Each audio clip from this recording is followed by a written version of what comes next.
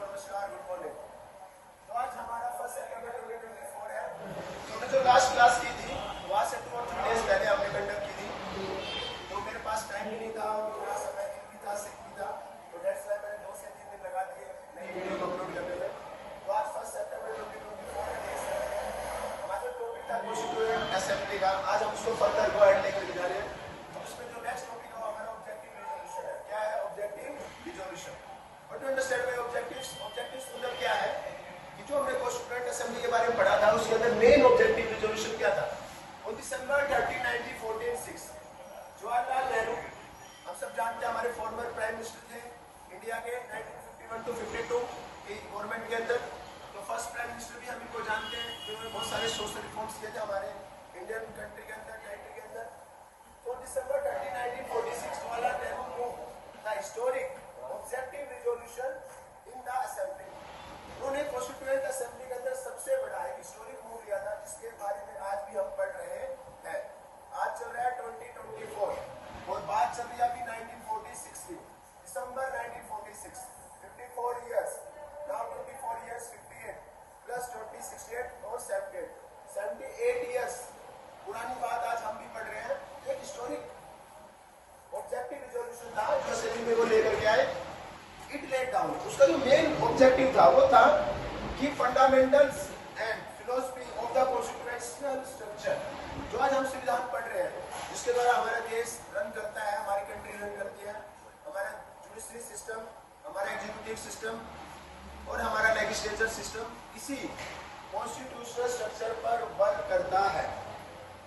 इसके अंदर क्या चीज थी? फर्स्ट चीज ये थी कि कॉन्स्टिट्यूएंट असेंबली डिक्लेयर्स करेगा its firm and solemn resolve to proclaim India. देखो कितनी बढ़िया बात लिखी है, India as an independent.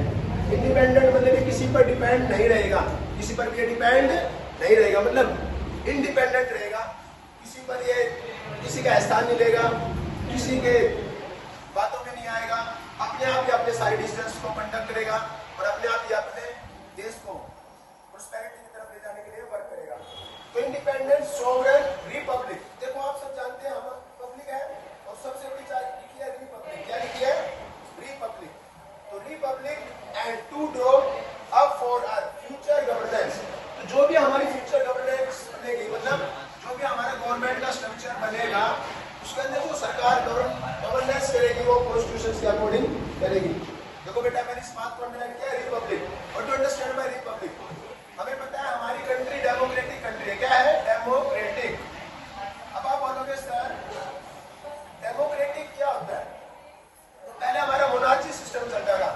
Monarchy मतलब ये किंग और क्वीन रूल करती थी। उसके बाद सिस्टम चेंज किया गया, डेमोक्रेसी को सेटअप किया गया इंडिया के अंदर। डेमोक्रेसी आने से क्या हुआ?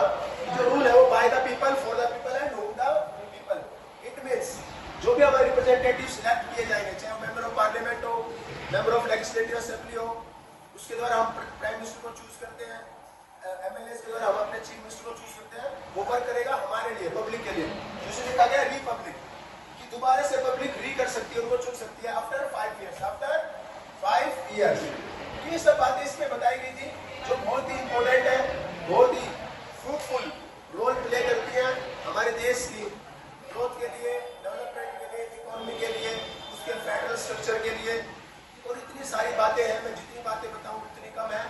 बातें चलती है टॉपिक के अकॉर्डिंग। तो जो हमारा टॉपिक है वो हमारा ऑब्जेक्टिव रिजोल्यूशन, उसके लिए बातें लेकर के आए। उसके बाद जो हमारी नेक्स्ट बात है वो भी मैं आपको विद इन 10 सेकेंड बताऊंगा। तो आप 10 सेकेंड है आपके पास, आप जो मेन मेन हाईलाइट बातें हैं आप इसे अपना पेपर, पेन, नोट्स, पेंसिल, जिस भी आप इक्विपमेंट्स को यूज करना चाहे आप इन नोट को उठाइए और उसमें आप इन चीजों को